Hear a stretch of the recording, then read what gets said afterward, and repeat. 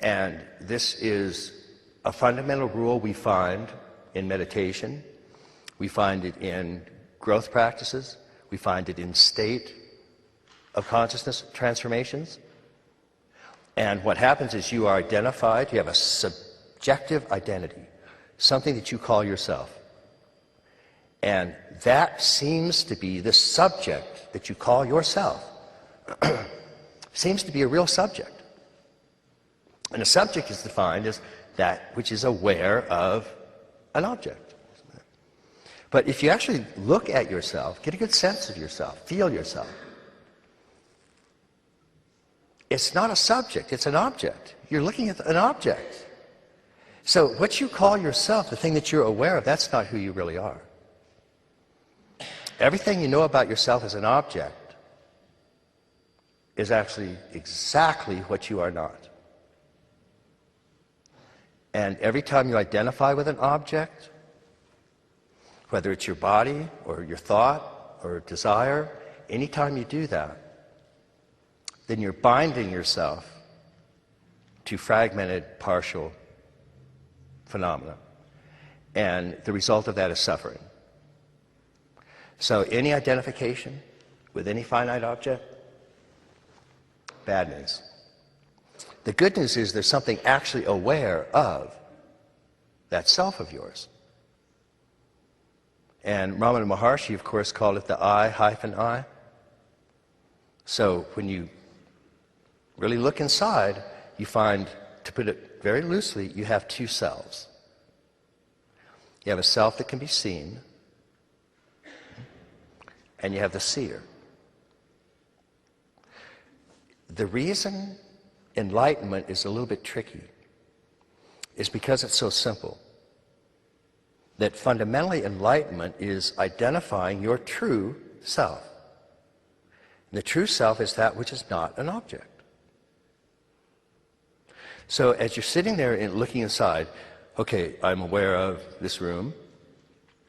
I'm aware of this body, sensations arising in this body. I'm aware of thoughts. Yeah? There's an awareness of all of these. And these things are arising in your field. Now, let one of the things that's arising be your own self, your own sense of, well, this is me. I'm a doctor, lawyer, waitress, painter, poet. That's another object. It's not what you are. But there is something that's aware of that. And that is a pure self.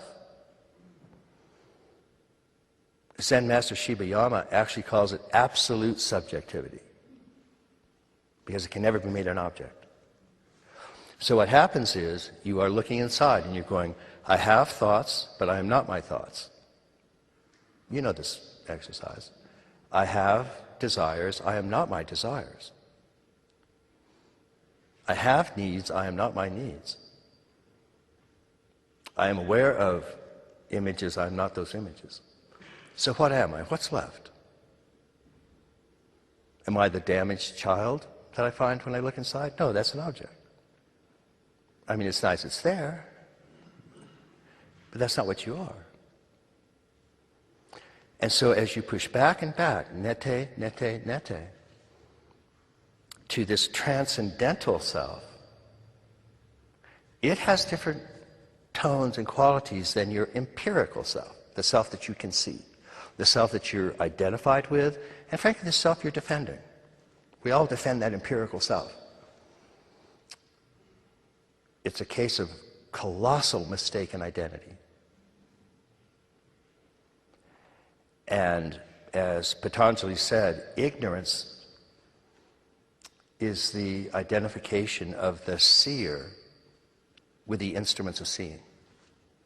So we have identified with all of these things that we are not.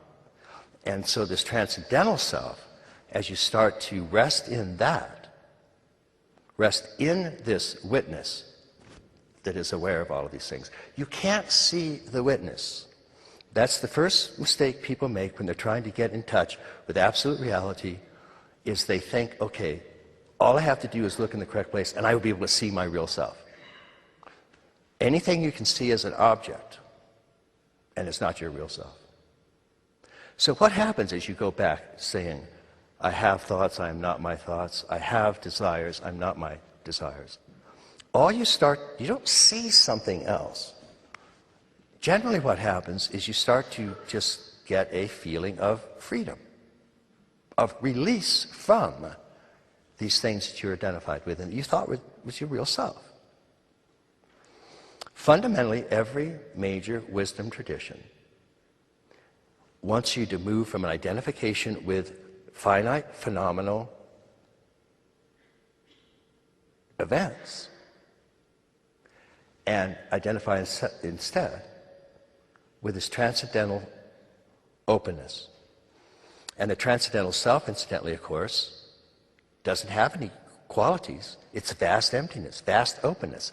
And you experience this emptiness and openness because it's a space in which everything is arising right now.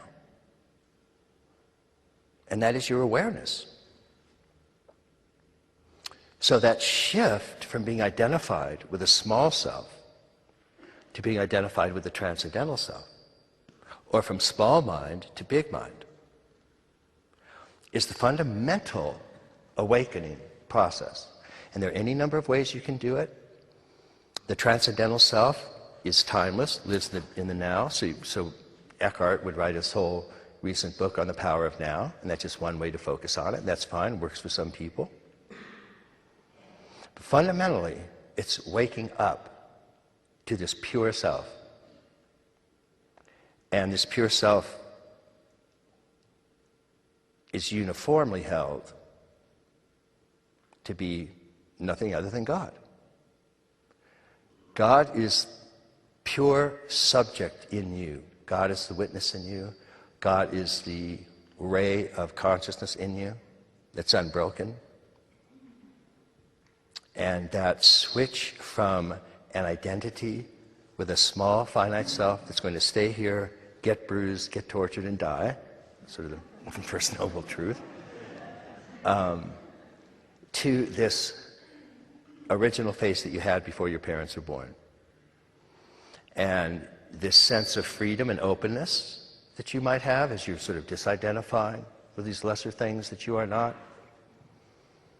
That sense of vast openness and the sense of its presence. Some people relate to you with a simple phrase I used earlier, which is I am, or I amness. And you have a sense of I amness right now. The thing to notice about that is it's the only thing in your awareness that's always constant. So if you try to remember what was actually in your awareness 10 hours ago,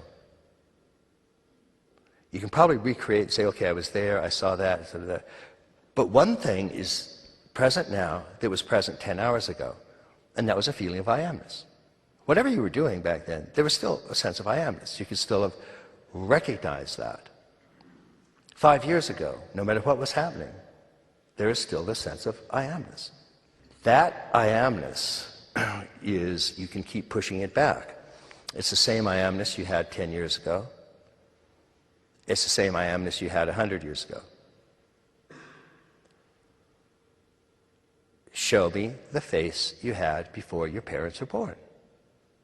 That's a literal koan. That's not a symbolic thing.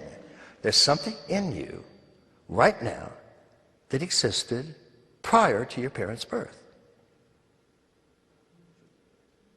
And it's that sense of I amness. And the journey of enlightenment, if you want to put it in a simplified form, is the journey that moves you from your empirical self, anything that you can see or know about yourself, any object, to pure awareness, pure self, your true self, the self that cannot be made an object, but is the space in which all of this is arising.